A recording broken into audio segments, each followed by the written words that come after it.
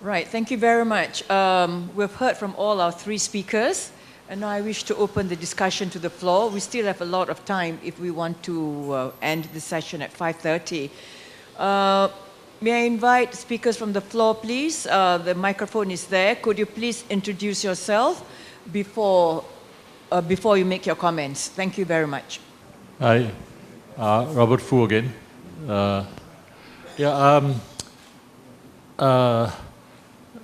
I would like to congratulate Isham because he basically, to be honest, was more closer to the topic than, what we have been hearing. But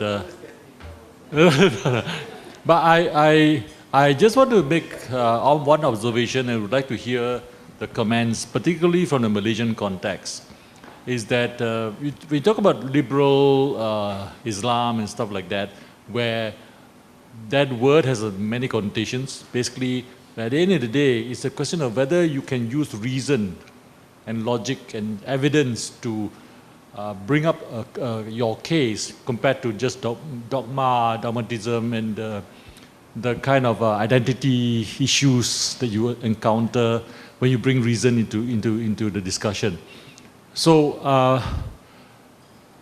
can I know what's your comment in the fact that when you bring reason into the discussion in the Malaysian context in Islam, is that there is a saying, I don't know where I saw it, it says that if you really want to see the integrity of the person, whether he's a person of integrity, is to give him power. The moment you give him power, then you really realize whether this guy has a person of integrity or not. And I feel that in the Islamic narrative or the Islamic scenario in Malaysia is because the so-called formal Islam is given a lot of power. Because you have state-sanctioned power, you have them given legal power, you have the Sharia courts. So the moment you give power to the ulamas and things, then you will see what integrity means. I feel that this is actually one of the problems. And I've always been a person who advocates that in Malaysia, we should not extinguish religion because that is what people believe. But we should separate power from religion. And I was told by a friend who's a Muslim, I'm not sure whether it's true, okay, he said there's a hadith, there's a saying in Islam, or a hadith or whatever, that says that if you see an ulama who is always at the door of the emperor, compared to an ulama is at the door of the common people, you should listen to the ulama who is actually at the door of the common people, rather than the ulama who is always at the door of the powerful. Because the tendency that you can get conflict of interest. So I would like to hear some comments from you guys on this. Yeah, Assalamualaikum. My name is Hazman. My first question is for Professor Asma. Actually, two questions. The first one is, well, the situation is, well, I need to say first that your lecture was wonderful and refreshing, really. This is the first time I listened to a lecture which encompasses the different aspects of modernity in less than 1 hour.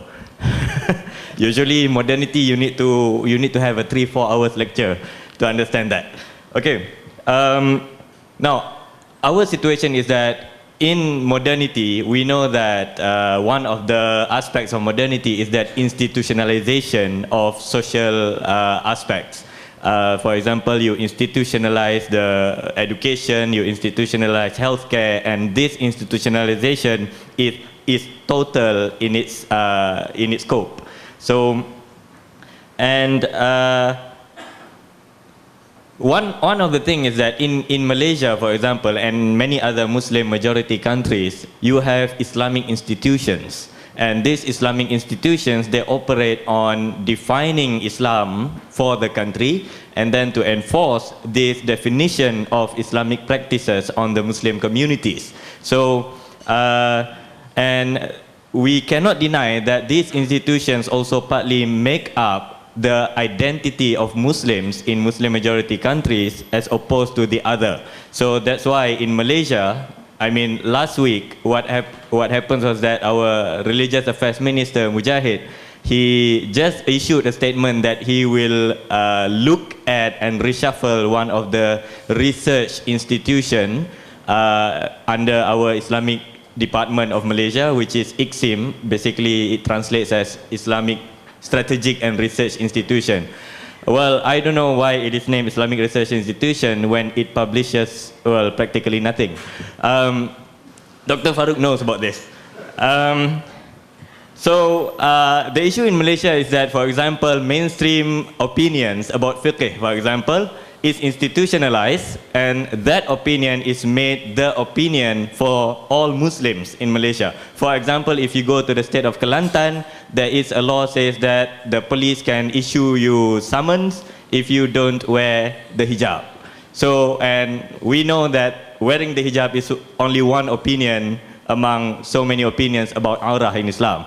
So, and if you look at modern Muslim Malaysians, many Muslims want this institution to stay, and even a talk about reshuffling or looking into this institution has been understood as to go against this institution.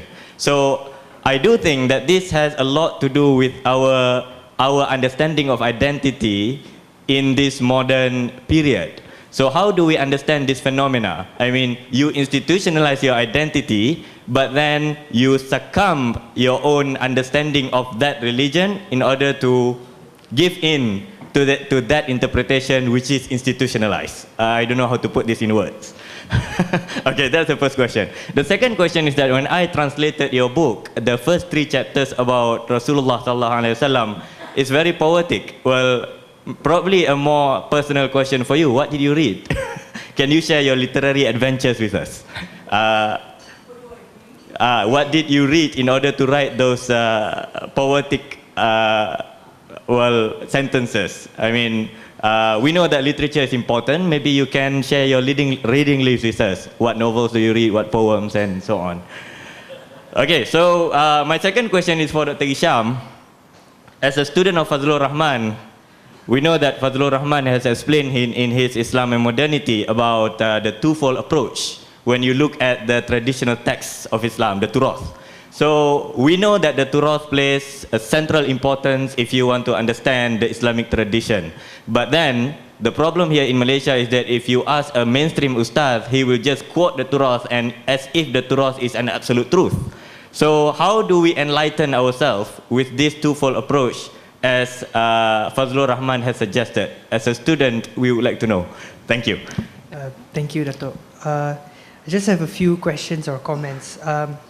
My view is, my name is Saif, I'm also with IRF. My point is first, I think in my view, there is a need for secularity, precisely because of the idea of regression. For example, if we look at recent decisions of the courts and also of recent social issues, we have the Bin Abdullah case, for example. That's a simple issue saying that an illegitimate child, a Muslim illegitimate child, cannot take the name of his father, even if his father is willing to give him his name, give that child his name. So this matter went on appeal, and now it's pending decision by the federal court. But the Court of Appeal made a decision saying that the Births and Registration Act, a civil act, clearly says that there's no distinction between Muslims and non-Muslims, and non-Muslims, Muslims can take the name of their father. But then, of course, the Islamic authorities weren't happy. They were saying that under Islamic law, that just cannot be the case. So my understanding is that liberalism is someone who breaks away with from the orthodoxy. Religion or religious interpretation could say one thing, but logic could suggest something different. But people are more inclined to comply with the religious view than the logical view. And so whoever questions that religious sentiment is basically labeled a liberal, and then he's shunned from society. Another example would be the Sisters in Islam. They are a society or an organization which champions women's rights, irrespective of their religion, and also not regarding their views. So this Sisters in Islam, for example, if there's a woman who chooses not to wear the hijab, and she's told that she must wear it, and if Sisters in Islam champions her cause, Muslims will jump at them. But if the woman is one who chooses to wear the hijab and she's told to take it off, sisters in Islam will also champion that cause, that she has the right. But only the one side of the story is looked at and they are labeled deviant. To the extent, if you go for Friday prayers, there was one khutbah that I listened to. The preacher in the mosque at that time, he actually commended the High Court, which at that time refused to grant a leave application to challenge the authority of sisters in Islam, because there was a fatwa gazetted saying that they are basically a wrong organization. And the High Court agreed with the Islamic authorities, and the khutbah at that time commended the decision. So that you have institutionalized bodies forwarding a certain view. So my view is that in order for us to progress, I don't think there is so much a need to look back at ideas such as shura or ijtihad, because I think these ideas are already there. We have parliament, we have elected people who already are charged with the authority to decide for us. So we're looking at different models or old models without realizing that the current models are essentially that. Islamic banking, for example, is another form of rebranding, which is essentially conventional banking in a different form with Arabic words, which may have different motives behind it. Perhaps a better thing to do would be to look at conventional banking and see what's wrong with it. But instead of looking at it in that aspect, we Muslims seem to be looking at rebranding and calling things different names, but actually at the end of the day they are the same thing. So I think to answer the question, in my view, is liberal Islam needed? I think it is, because it is a means to challenge orthodoxy and to find a logical answer to problems that we already have, without turning to different labels and different ideas and working within the system that we already have. I would like to hear the panelists' view on that. Thank you. Thank you. All right, I'll try to answer the questions in the order that they were posed. The first one had to do with the ulama and power, and if I understood the gist of those comments, historically it's true. There was assumed to be a negative correlation between political power, and the integrity of the ulama. In fact, the overwhelming sentiment was that if you wanted to keep your integrity and your independence as religious scholars, then you had to avoid seeking political power and associating with the rulers. So we have lots of stories throughout history about how powerful jurists or scholars were asked to become part of the ruling elite, and they would turn them down. They would turn down these offers. And the subsequent literature that talked about these ulama always spoke in very highly praiseworthy terms about how they refused to buckle down under pressure from powerful rulers in order to keep their integrity. So I'm hoping that addresses the point that you raised, that for most of history there was a negative correlation between the assumption of political power and the integrity and independence of the ulama.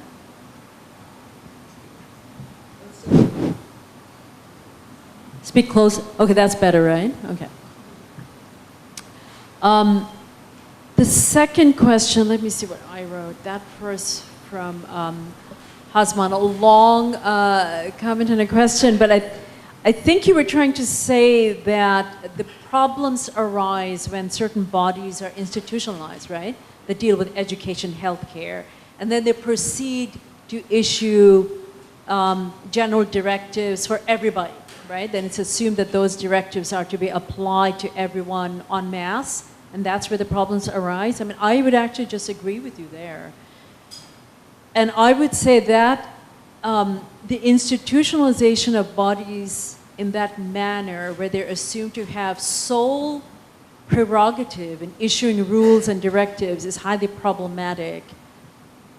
Even, especially within Islamic societies. Because when you think back to the pre-modern period, and we discussed this the first night when I spoke at IRF, is that typically we talk about legal pluralism within Islamic thought, right, in the pre-modern world.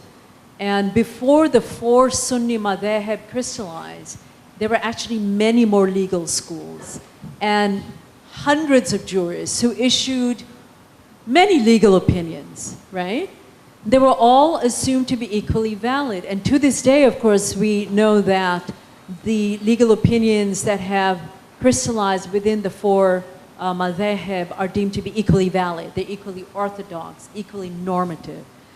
So that kind of behavior that you described, I think, is a violation of the legal pluralism that's actually a dynamic feature, or should be a dynamic feature, of Muslim majority societies. So I share your concern that you do have this trend in contemporary Malaysia, right?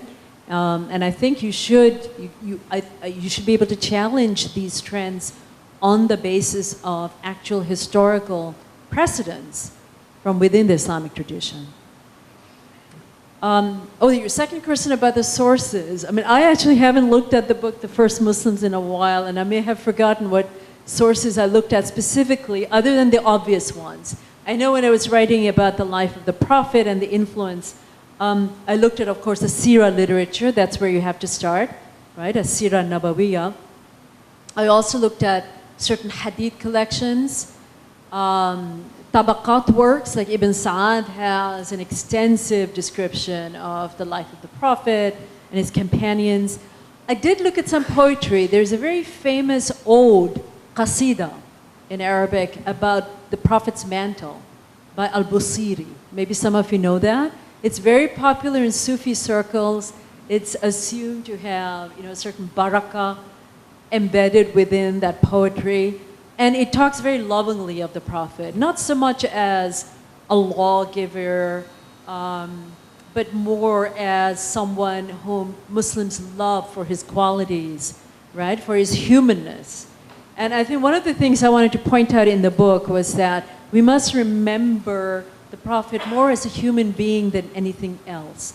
I think over time we have tended to mythologize him, to make him larger than human. If you go back to the original sources, I think we can retrieve a much more human personality that I think is more endearing to us as human beings. So I'm glad you appreciated that approach, and that's something that leapt out at you. But that's precisely what I was trying to convey to the readers of the book.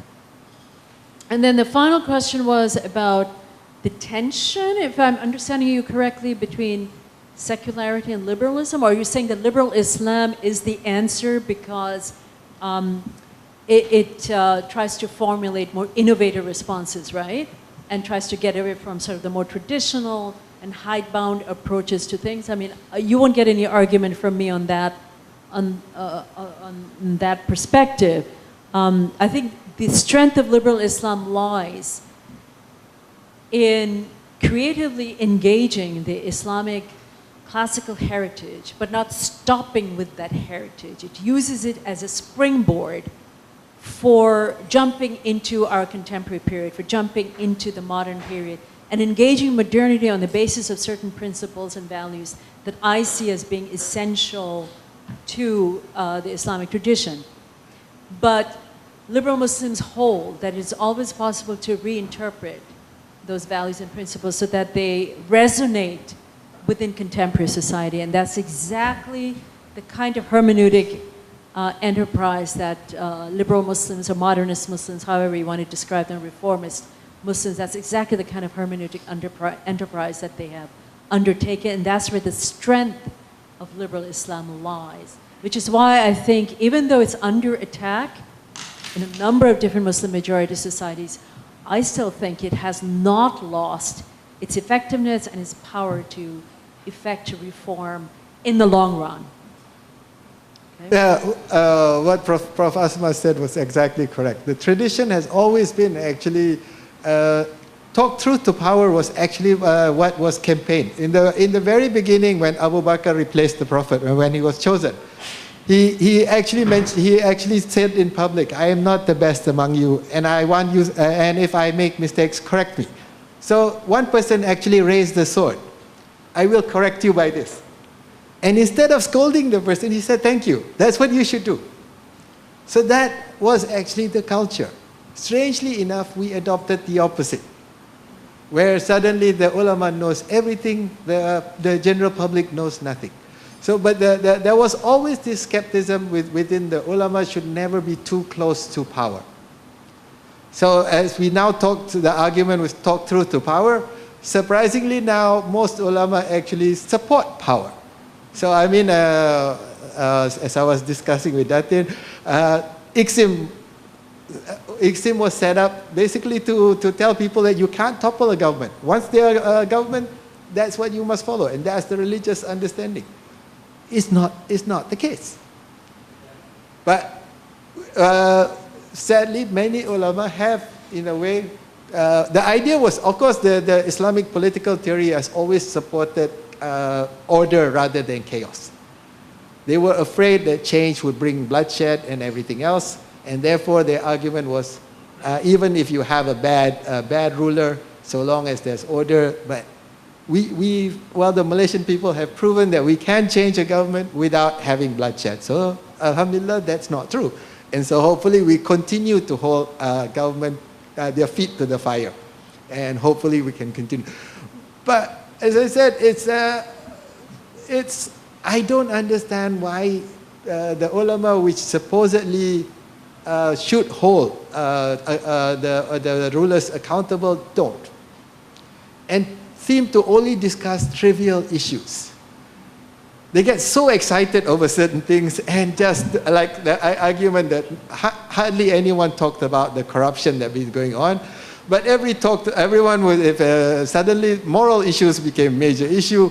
Even when they were discussing sisters in Islam, I was like, sisters in Islam do a lot of good.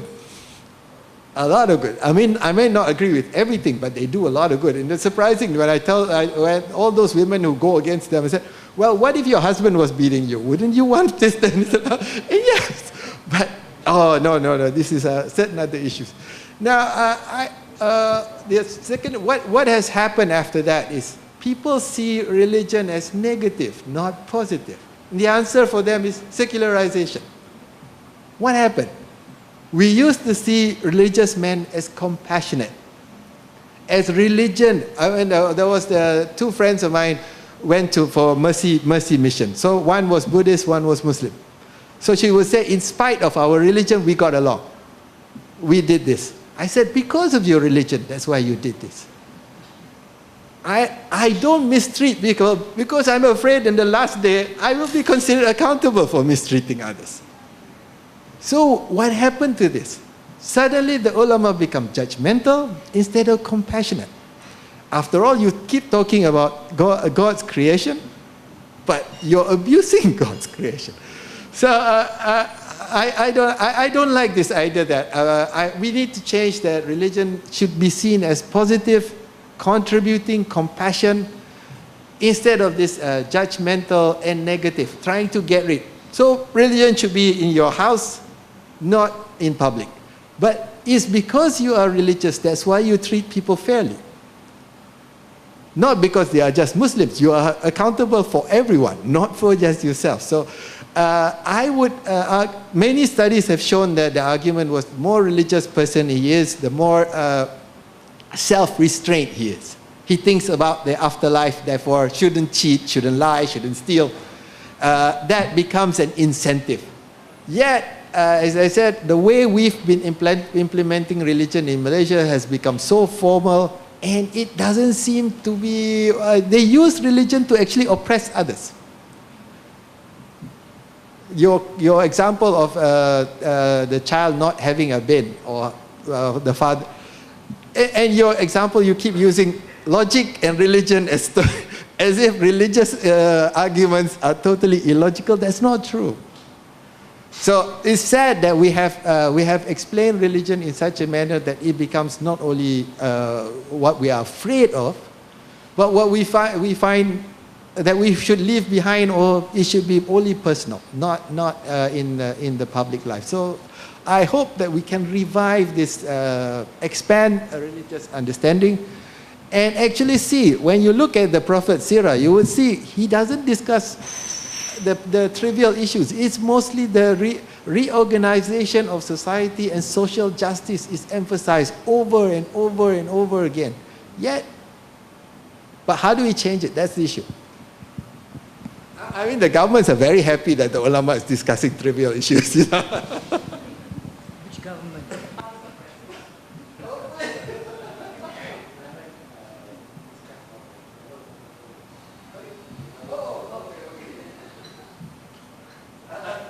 the double movement theory, okay, I was a very bad student of Fazlur Rahman.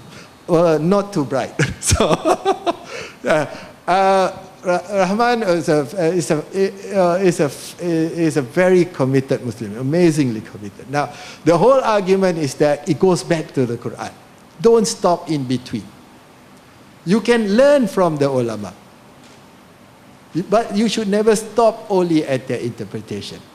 So as the double movement theory, his argument is that you must understand the Quran in context. There's always a context. When the verse comes down, there are reasoning behind the verse. So understanding the ilatul hukum, or the reasoning behind the verse, then you will not mistreat the verse. So if you take the verse literally, you might actually have a wrong conclusion. So, the double movement is a little technical, but as I said, he says, why do Muslims stop at whoever, Ghazali or whoever else? Why not go back all the way to the Quran? Now, of course, the Quran is quite difficult to understand unless you understand what we call asbabun nuzul, the occasion of revelation. Why did this verse come down? Right? So you need to do a little bit more research. If you just read the Quran by itself, it's kind of difficult sometimes. So you need to know a little bit about the seerah and a little bit why this verse comes down. Then only can you understand the true meaning of the verse. If you take it literally, you might actually have wrong interpretation. Maybe we can discuss it a little bit more in more detail, but that's about the gist of it. I'll just comment a bit about the secularism thing. And I think I've been talking about it for quite some time. I mean, you quoted some cases, important cases that, landmark cases in our country. And I guess that's a need for secularism. And, the book that I forgot the title, the Nadir Hashimi, Islam, Secularism and Liberal Democracy. Yeah, it was translated by Hasban Bahram as well. So that's the whole idea of it, that is for state to become neutral. For state to be neutral, right? And not to take side in these particular areas or contestations between different parties. So there is a need. So when we are promoting this idea of liberal democracy, we are also promoting the idea of passive secularism. Not the active secularism like the French, but more passive secularism. And I think it's needed in this society. My name is Maitri. I'm not referring to political Islam because I think all religions have their own set of problems. So the reason why I come here is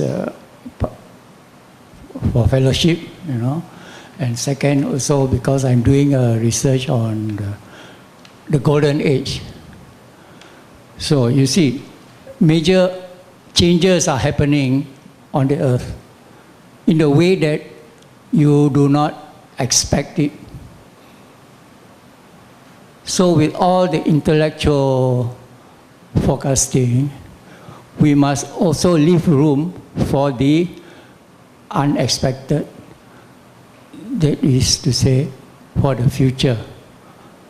Of course, there are dark ones and who are of darkness itself, but there are also those in religion, those true Muslims who have the light, and they must have that intensity to be able to swallow up the darkness, the false doctrines, and to be able to lead the people forward from whichever background they come from. So, you see, religion, just like governments, are corrupted forms of society. For example, in Malaysia, the political ruling party is a beast by itself. The head is the UMNO, the tail is the PAS. So now both are being cut off. So we don't have to worry about that anymore. No. We have to think now about how we are going to create the future which we want for ourselves. We have that freedom. We have the religious freedom, which we have the freedom of speech, we have the freedom to assemble. And this was not able, even a few months ago, with what you call it, the fake news law. So why talk about the past? So there are actually three things which I want to refer to, because the solution is not to be like the monkeys, see no evil, think no evil, and what is the third one? Speak no evil. Okay. So first is how to deal with the negative aspects of our religion, of the teachings in the doctrines. Second is what is the sense of, because we have agreed on that, our faith, our will, but there is no direction. Direction doesn't mean that we have to follow a leader and then the blind will lead the blind and fall into the ditch. If we are talking about God direction, that must be inculcated within the religion. And the third aspect is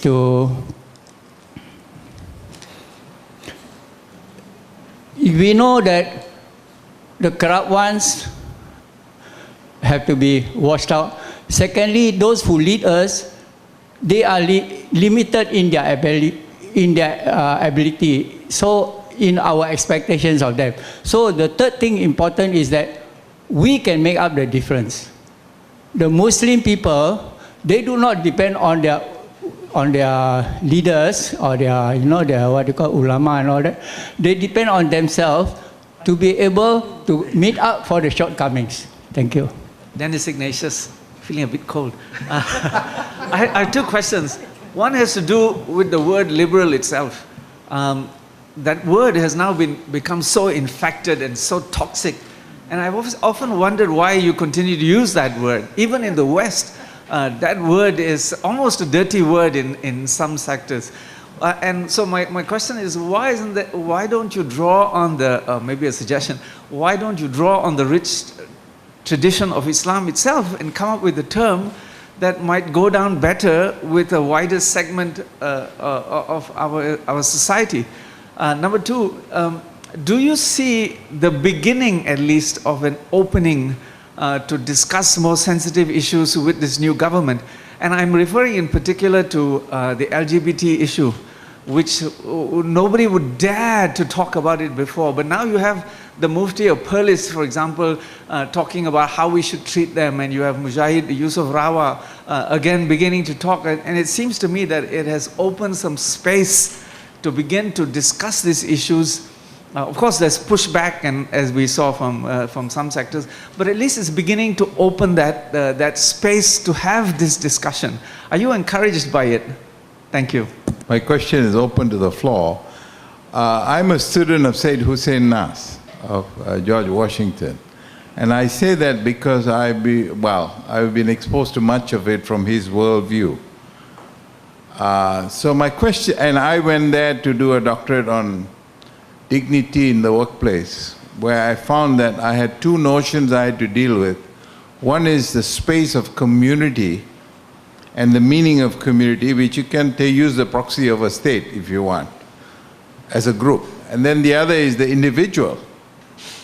And as a Christian from a St. Thomas Church background, like Tommy Thomas, okay, the same heritage, we are St. Thomas Christians. We have our own personal understanding of faith from that tradition passed down by ages. So when you put the two together, my question is this. In Islam, within Islam, is there space, is there only public space? Or is there personal space within which, in the confines of, say, whatever that personal space is, I can practice my own faith? Because when I try to ask this question many times to individuals, I don't get a good answer. So I'm hoping that we can, get some comprehensive understanding, for me at least. Where does that space start and who defines that space? Thank you very much. sorry to be here again. Just to make a quick clarification about what I said earlier. I didn't want to posit the idea that religion and logic oppose one another. But my idea is much closely linked to Dr. Farouk's idea of passive secularity. For example, my view is that law cannot be based on the idea of religion, simply because religion is something that is so sacred and is sanct. You cannot, because the moment you make law premised on religion, then it opens the idea of religion to attack. So for example, you have Islamic law in Malaysia. It heavily influences our family law. And if you look at it in a non-Muslim aspect, divorce is as simple as fulfilling the requirements in the act. And if it is fulfilled, either the woman or the man can bring an action for divorce, and then the property is separated equitably amongst them. But that doesn't exist in Malaysian Islamic law. A man can easily divorce his wife by just declaring talaq, go to court, record it, but the woman cannot do the same. I have a friend, a very close friend, whose significant other's mother passed away. And her property did not go to the daughters directly, but under Islamic law, it went to her uncle, not to them. And the uncle was the one charged with the idea of separating their property. So my idea is that if you use religion, then you have to question the basis for that Islamic law. And then you go back to Quran and the Hadith, and then people start debating whether this is part of Islam, that is not part of Islam. And so then Islam becomes open to attack. So my idea is that, even Prof. Asma very rightly pointed out, in America, you have religion still very strongly rooted in their society. But they still practice an idea of secularity, that we don't exalt or we don't suppress one religion over the other, but we practice logic and we leave religion at home.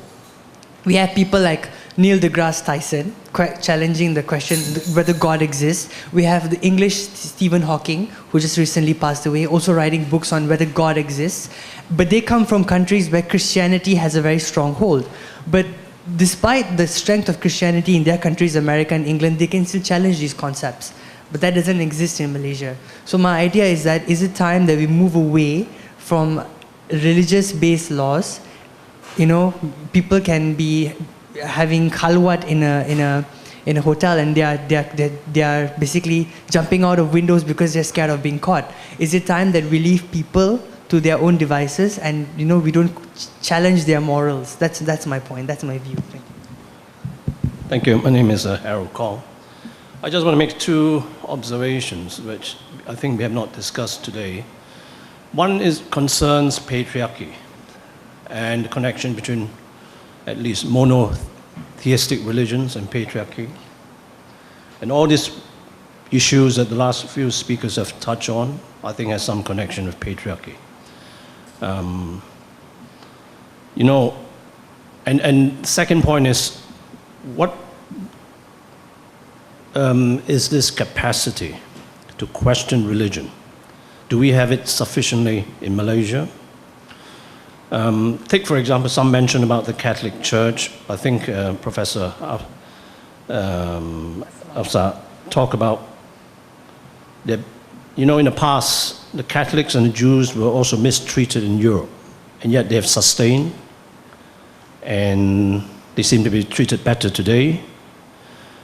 And therefore, I suppose that holds out hope that Islam can also go through this tough period and eventually find itself in a situation where the world would give it the kind of respect that Muslims desire. But I would like to draw to attention, at least in the Catholic world, that the Catholic Church has had to listen to the people and have had to change. So today, you would actually see, or even for at least 30, 40 years now, many Catholics would go to church and they will not listen to everything that the Pope says or his officers might say, because they have begun to think for themselves on things like reproductive health, sexuality, on things like, marriage with non-Catholics and so on. The church has had to bend to the will of the people or risk being irrelevant. And I think that is a challenge that we need to think about and consider. Thanks. Okay, wow. There's a lot of questions, I have to say. With regard to the first question, I think that was more of an extended comment from you, right? And you were saying, how can we predict the future? How do we leave room for the unexpected? The question that emerged from your comment is, let me see what I wrote down. How to deal with negative aspects of religion? I think that was one of your questions, right? Well, I think the simplest answer to that is education, education, education. I mean, that's where it really, really has to start. I'm appalled as someone who teaches the youth from this generation. I'm just appalled sometimes at the illiteracy of young people about their own traditions, regardless of whatever religious tradition you're talking about. I mean, most of our students come from a Christian background in the United States. They obviously have had very little exposure to anything that smacks of religion, whether it's a question of going to Sunday school, even learning the basic elements of Christianity, or learning to read the Bible. A lot of that is lacking. And I think that's not true of almost every major religious tradition in the world. I mean, Muslim youth is also, I think, unfortunately, very separated, almost divorced from their religious tradition. And if they are aware of certain aspects, it's often at a very superficial level. They don't often appreciate the diversity within the Islamic tradition. So I do get also American Muslim students in my class, and some of them do attend, for example, the equivalent of Sunday school at their local mosques. But what they learn are basically, the equivalent of catechism, that they learn some of the basic principles about rituals, but not the kind of deep engagement that Dr. Isham was talking about, right? Understanding the context of certain verses of the Quran and how they've been interpreted and reinterpreted in many different ways over the centuries, right? There is no singular monolithic interpretation of Islam as a living, dynamic tradition, right? So they are very much cut off from that, the vitality of lived religion. And this is a problem. So you have to start with basic education. Then I think there is a role for scholars, public intellectual thinkers, reformists in general, activists, like the kind that we find in your organization. They have a role to play in challenging toxic interpretations of religious principles, right? Of certain doctrinal beliefs that can lead to very, very dangerous conclusions and dangerous consequences for people of various kinds. So again, since I'm just sort of responding off the cuff, that would be my immediate reaction to your question. Always question negativity, challenge it. We cannot let it go unchallenged. And we have to do it on the basis of really deep knowledge of our respective religious traditions. So it has to start with us, and it has to start with disseminating, spreading education at all levels of society. And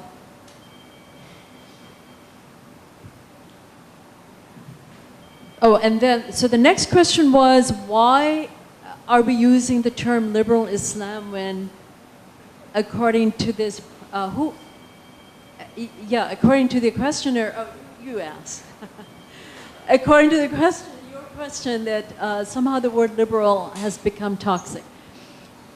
Well, yes, I would concede that there is some truth to that. For example, take liberal democracies. Nowadays, I've started calling it so-called liberal democracies in Western Europe, that they're behaving in remarkably illiberal ways.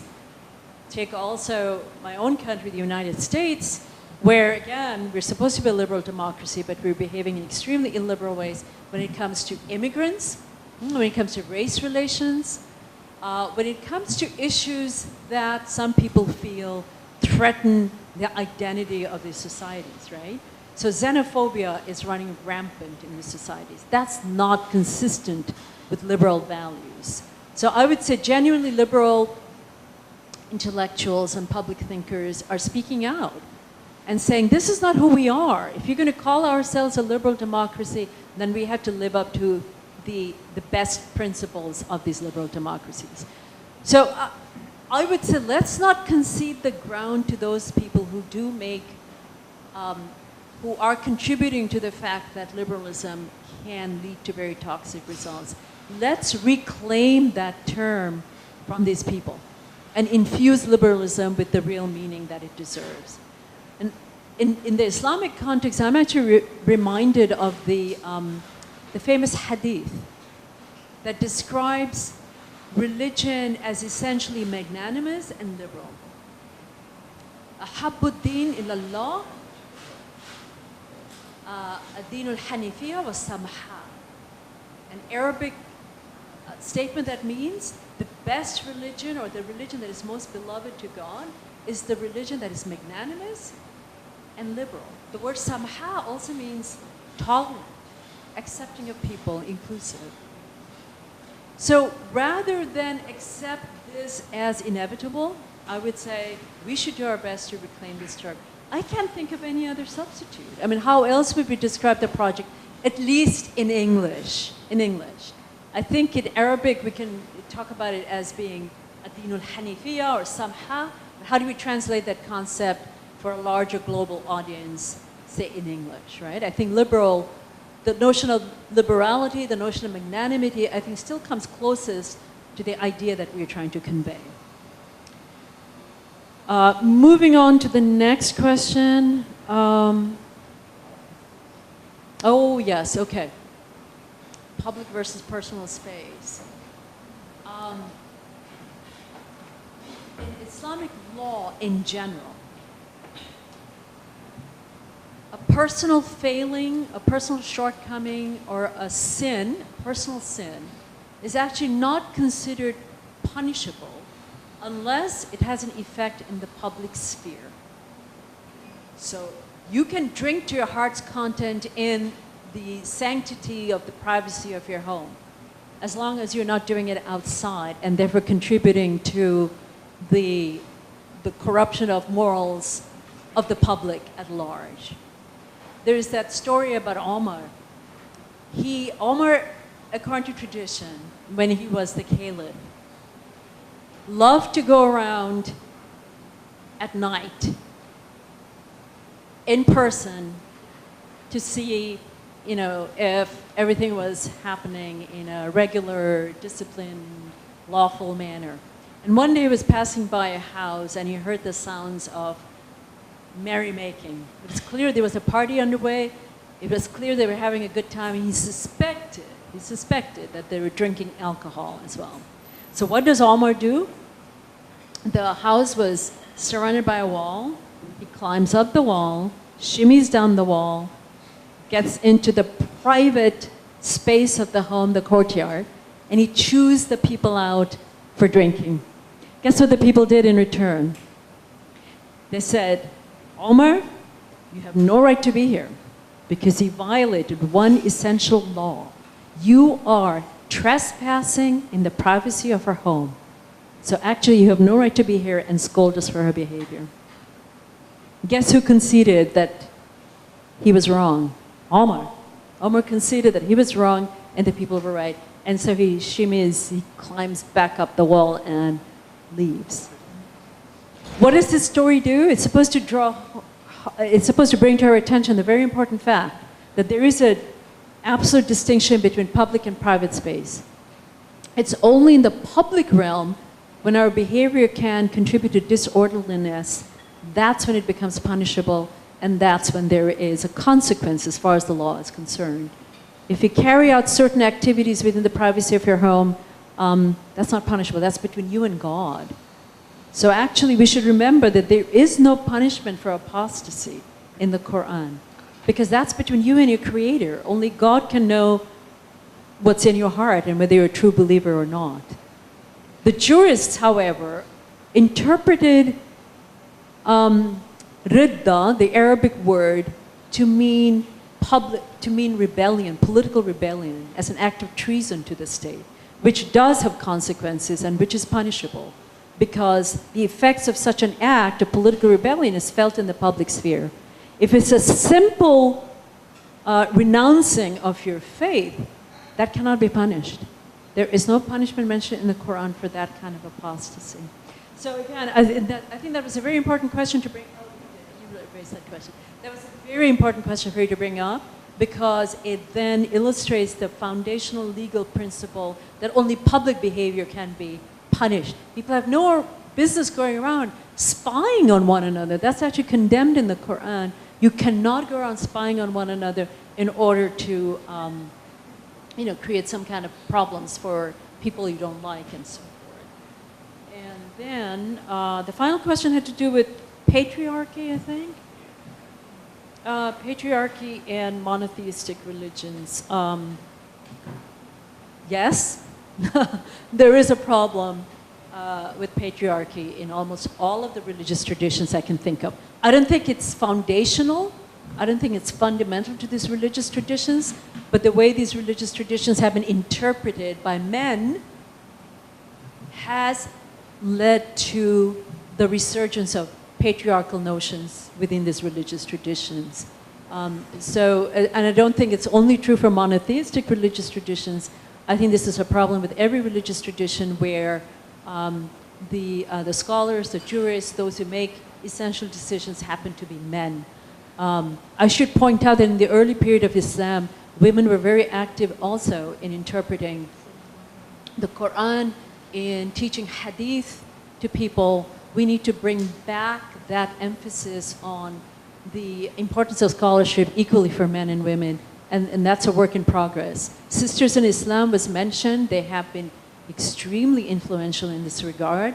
I happen to know Zaina Anwar and her excellent work. This is the kind of work that needs to be carried out in many Muslim majority societies, and I think that's exactly the kind of interpretive enterprises that will make a difference in the long run. And I think I got to everyone's questions at that point.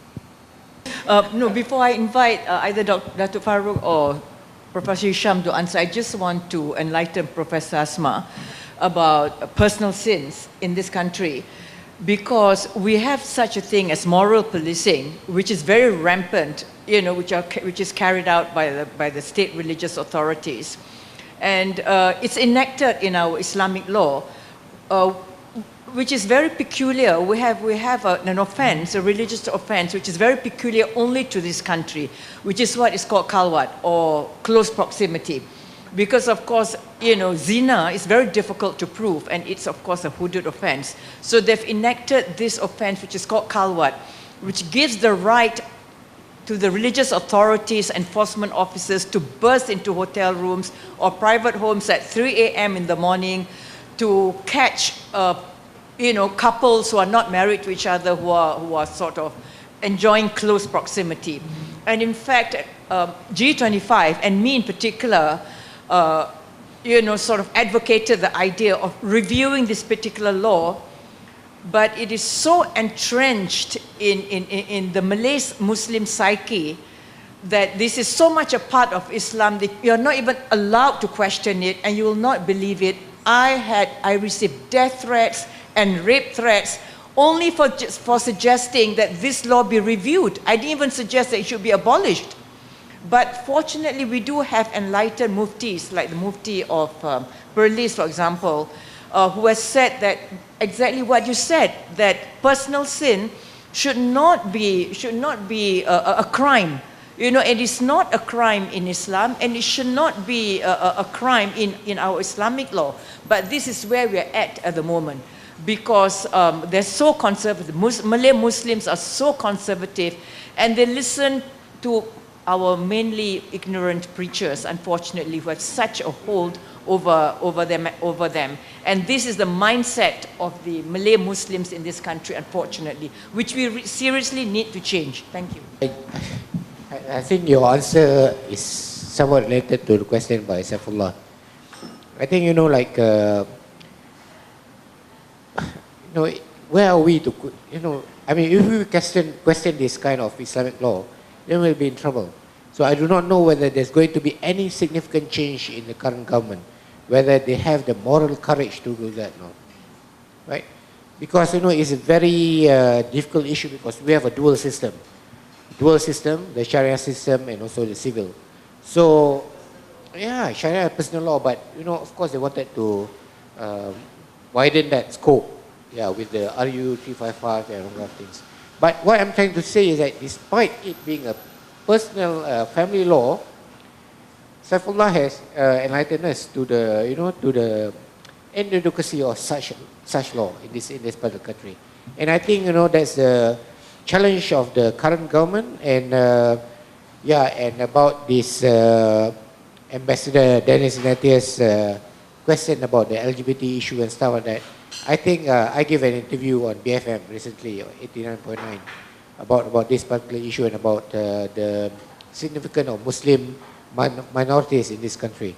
So it's just the religious minorities and also the sexual minorities in this country. And I think that it's time for us to speak about this more, and we have a very open-minded Minister of Religious Affairs in this country, who was deemed to be a liberal as well.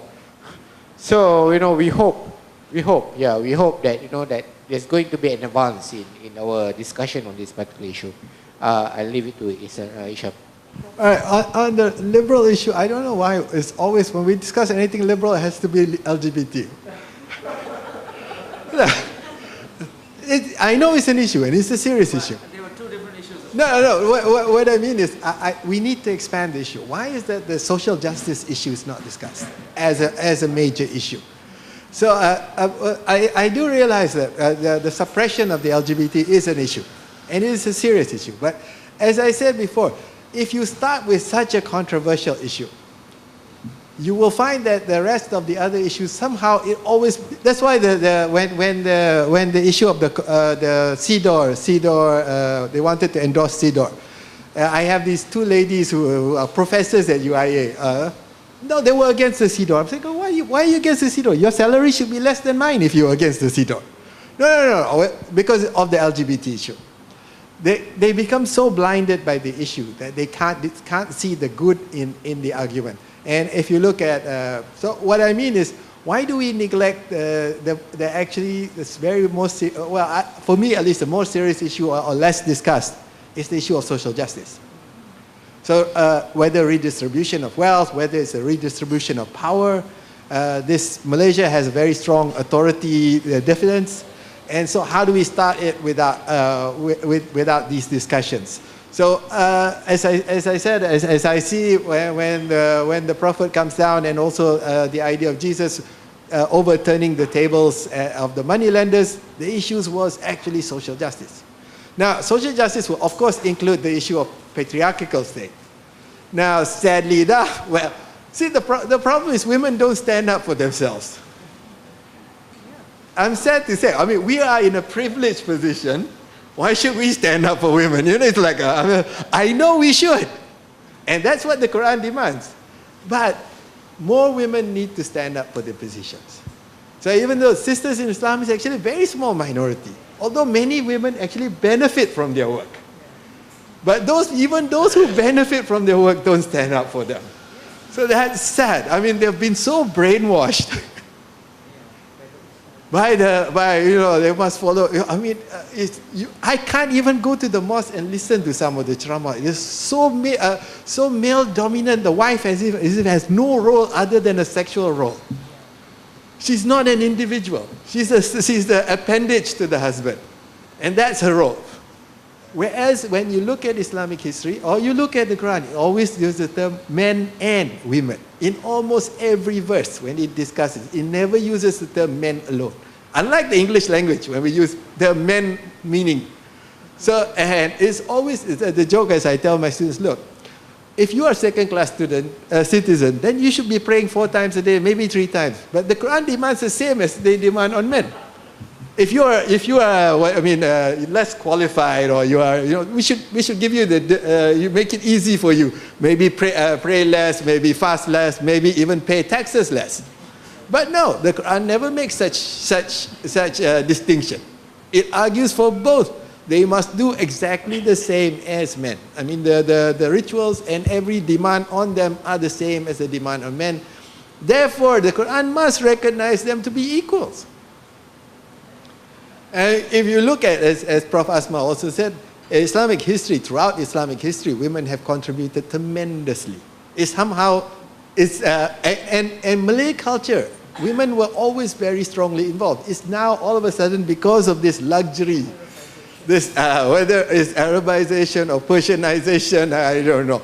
But women were always side by side with the men working outside. As the joke was in Kelantan, most women actually work in the shops. The men work in the fields. It's the other way around. The men don't go out.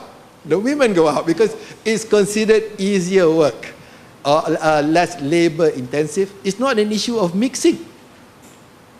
So this whole idea, I don't know, it's a modern luxury now where you say, oh, your wife can stay at home, you can go out and work. But that was never the case in the Quran.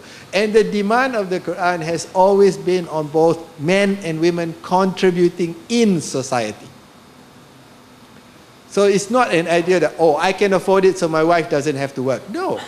It's always been the idea that both men and women contribute to society. So this patriarchal, as I said, unless more and more women stand up for their rights, you will not find us standing up for your rights. I'm sorry to say this. In a way, it's a privileged position. If I keep telling my wife, then I start to have to wash all the clothes and all stuff. But I do that. But I mean, it's sad that we betray the Quranic argument for both men and women. As we look at Aisha, for instance, although she's become a controversy now, she was giving fatwas. Not just relating what the Prophet said. She was giving fatwas and people were learning under her feet. So the issue that, and she led a war. As I always tell myself, she led a war against Ali, the famous Ali. She lost, yes. But people followed her. So the argument that women cannot be a general, cannot be a leader, is nonsense, total nonsense. Unless you tell me the Prophet's wife doesn't know what she's doing. We now treat women second class citizens. They should be pitied upon because they are fragile and everything else. But we make demands on them the same as men. So it's a patriarchal society. Strangely enough, as more than less force is being now used, we don't need that much physical labor, but it's becoming more and more patriarchal, not just among Muslims, but also in the West today. So I don't know what the solution is. When you ask about why is it that every time we do talk about liberal, then this LGBT issue will come up, right? I think the answer is because it's the litmus test to see whether someone is really liberal or not. You know, and I said in my interview with BFM that the most important thing is to be able to accept diversity, meaning to say that we should be able to embrace diversity, meaning to say that we accept the LGBT community as part of our community as much as we should accept the Shiites to be part of our community as well. Yeah. That's the most important thing that I think I have to deliver today. Yep. Thank you. I agree with what Prof. Isham has said about, patriarchy is now overtaking, more liberal ideas. And I don't know what has happened to the feminist movement. But in this country, the irony is that we've had this so-called Islamic revivalism since the 1970s. Unfortunately, it has resulted mainly in form rather than substance. Because what has happened in our society is that, form is more important and the hijab or wearing headscarf has become is considered, the way our Islamic preachers are teaching the masses is that it's like part of Rukun Islam or part of the 5 pillars of Islam. And they don't even seem to realize, there's no emphasis on the fact there's a diversity of views on whether or not it is, it's part of aurat, hair is part of aurat or not. So it's very unfortunate, and we really need to, we need to start with our education system, about teaching Islam the right way, and not just emphasizing form. And we need to teach about the substance and what what true Islam is all about. The emphasis should not just be on rituals, but on what Islam upholds, the principles of justice, mercy, compassion, equality, and being kind to one another, and not being oppressive, which is what Islam is being taught and what Islam is being practiced now. The Islamic institutions are oppressing the ordinary Muslims with such things as moral policing, khalwat laws, etc., etc. And with that, I would like to thank our panelists, Professor Asma, Dr. Farouk, and Prof. Isham, for their very useful presentations and also for the very interactive discussions and for all the contributions from the floor. Thank you very much, and I think it just brings us to an end to this very interesting session. Thank you. Thank you, Dato Noor Farida, Prof. Asma, Dato Farouk, Dr. Isham. Indeed, a very interesting discussion that we had, and thank you for the participation and the contribution from the fellow participants as well. So before I leave or closed off our discussion session today, there's also a kind reminder about another session tomorrow. There's going to be a public lecture again by our distinguished guest, Prof. Asma. The public lecture would be on Islam, gender and feminist hermeneutics. So the venue for the session tomorrow will be in Nottingham University, Malaysia, KL, not far from here, and it's going to be at 2:30 until 5:30 tomorrow afternoon. So thanks a lot again, and just for a round, I'd like to invite for another round up of applause to all our speakers, and hope to see you again tomorrow and IRFs and future programs. Thank you. Assalamualaikum warahmatullahi wabarakatuh.